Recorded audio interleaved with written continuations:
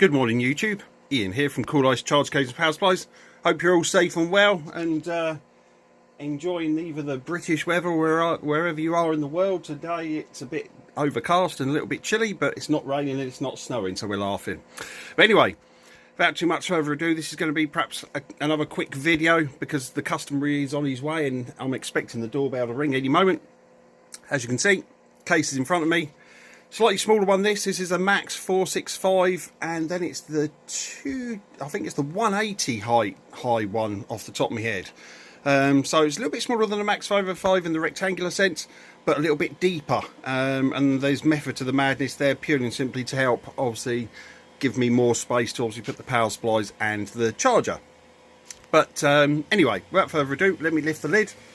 This one is using a Revolectrix PL6-Touch. Put it back, pull it forward a bit, there we go. So we've got the excellent, but of course now obsolete, Revolectrix PL6-Touch there charger, which is obviously machined from the backside into the deck, and of course then held in with my 3D printed brackets. I've got some photographs of this, which will be at the end of the video. And then obviously we've got my custom logo, with the little bump tag logo there, kind of thing that is stuck on top of the deck. I've still got a load of those. Hopefully there'll still be a few more customers wanting them, but anyway, we'll go from there. Customer obviously already had one of the Revolectrix charge boards, the new 4-position one, and he wanted that sunk into the deck, so cut out an aperture, 3D printed bracket again, which is then bolted to it, and of course then that sinks it into the deck. And then obviously had to relieve the deck a little bit to allow the balance connector to go in, so I had to remount the deck this side up. And obviously then just machine that down there as well, so that goes. But on top of that, in parallel with this, the customer then wanted the charge output or the charger input output on the side of the case.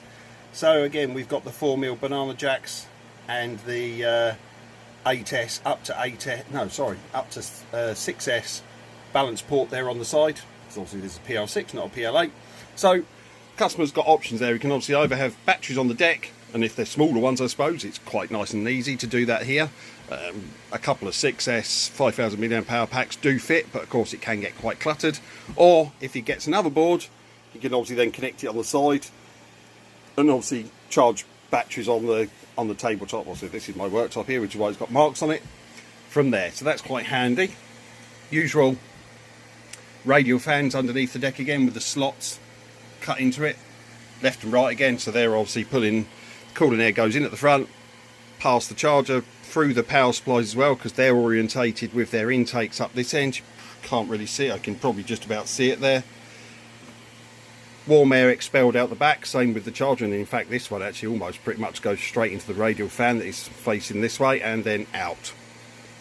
USB charge port again as normal. That one, this time it's sitting just flush with the top. It's a little bit proud, but if need be I can also reduce the height of that with the 3D printed holder.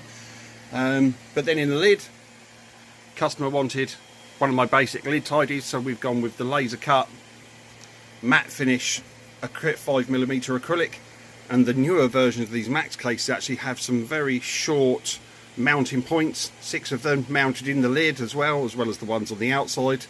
So with the right length screw, self-tapping in this case, you can obviously secure a plate to them like that, and that works out quite nice. Also the hole there, essentially the rectangular cutout, I nearly didn't do it, but I thought that with it there, it kind of makes sure that the customer isn't going to put anything there, because obviously then it could interfere with the top of the charge board, which of course then sits relatively proud of the deck. So I did it. I don't think it looks too out of place. I probably could have done another one this side to make it look similar, but I didn't worry in this occasion. But as you can see, it's quite nice and simple, nothing too fancy on this one. Customer again didn't really want anything fancy, just wanted all his charging equipment in one case. I did check out one of the smaller Max 465s, and they do a 120mm high one, but the drawback with that is the heights they give you also incorporate the depth in the lid. So of course then the lower half I think was only about 86mm high, which wasn't very deep, so it didn't give me much room to play with, and in fact I think it caused me an issue with the 9733 fans. So I didn't run with a shorter case, but that'll be, I've got that in the bottom shed for another project. AC input on the left hand side, so that's quite nice and easy. We'll turn it on, try and wipe the dust off, and here we go. We got the Revolectrix charger booting up, and it's sat there ready and raring to go, and the cooling fans are working, so they're doing their job. The USB port on this one is one of the type with the push button, so it doesn't come on until you press the push button. Kind of handy in some instances, but you've got to remember to do that, especially if you put your phone on charge and expect it to be charged when you come back. But otherwise, that's it. I think we'll leave it at that. Obviously there'll be some pictures of the internals at the end of the video.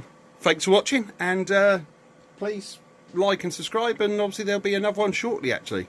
Speak to you soon. Cheers. Bye.